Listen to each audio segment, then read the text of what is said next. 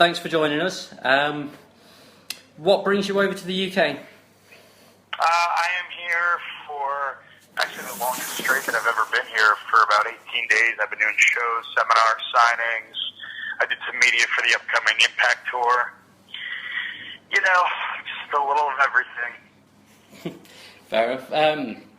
This is the second time you've been over in the last 4 or 5 months. What attracts you to the UK? I mean, you know, if you book me to wrestle, I really wrestle anywhere. So I got booked here for shows, so I'm here. Wrestling is my job. But I mean, I do appreciate the fans here. TNA is obviously huge. We're on Challenge TV. So, you know, they don't get to see me often. So it's always exciting to meet them, and there's a lot of energy in the building and stuff. So, I mean, I have a great time when I'm here. Okay, well, yet another UK-based question here. So, where's been your favourite place in the UK to work?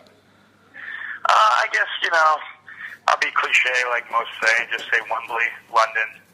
I mean, the atmosphere is insane, the energy's insane, the building's cool, it's got history. You know, I've had some cool moments there. Yeah. Wrestled Rockstar Spud in his debut, I smacked Bigger Rob in the face. You know, some memorable things in Wembley. Awesome. Have you actually got like a favourite opponent in the UK to go up against? What, since I've been here this week? Throughout your entire time in the UK? Ever? Yeah, ever. Rockstar Spud. Yeah? Cool. Cheers, Mitch. We recently saw the breakup of the Bromans on Impact.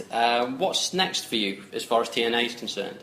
I just think I'm a former X Division champ, television champ, a 2-time tag champ. I'm kind of, focused on being added to the short list of Grand Slam champions and getting the world title. So I think I'm going to be focused on, climbing up the ladder towards getting a shot at EC3.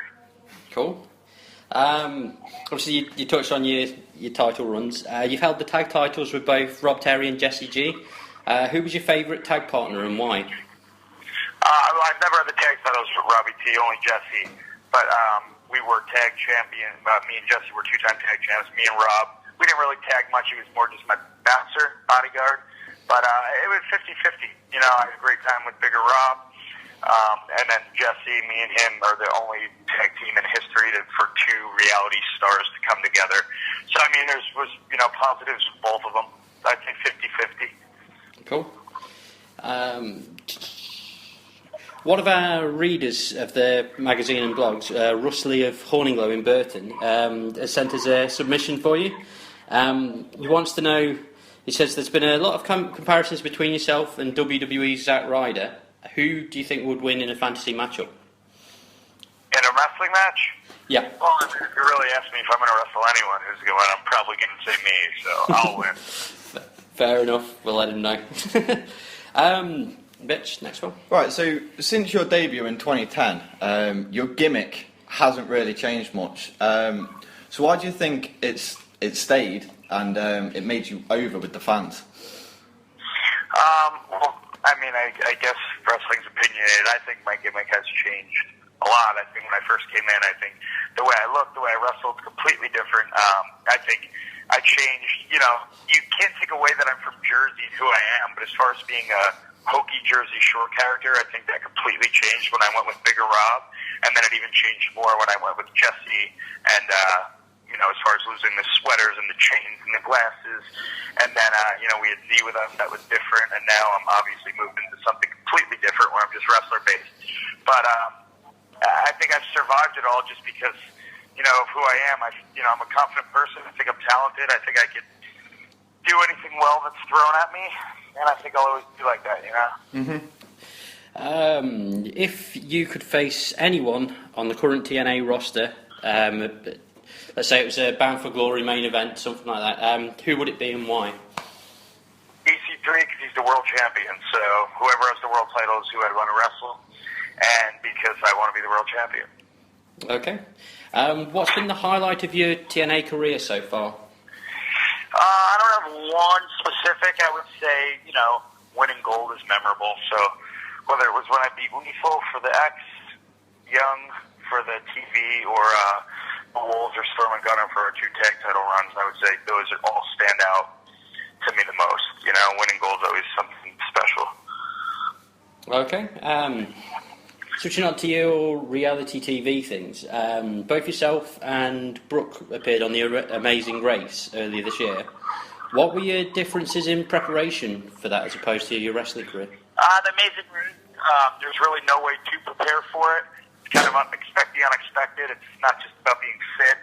We would have killed it if that was just the case. It's also about, catching a taxi. It's about, getting the right direction. It's about maybe eating something bad or, getting through some kind of task that you've never done before in your life. They throw a million different things at you. So there really, honestly, is no way to prepare for that show.